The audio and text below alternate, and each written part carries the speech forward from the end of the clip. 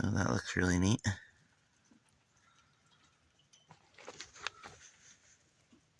First couple boards I've cut on under here.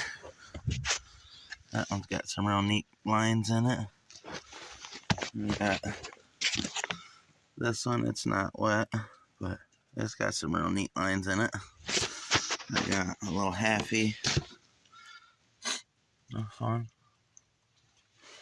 About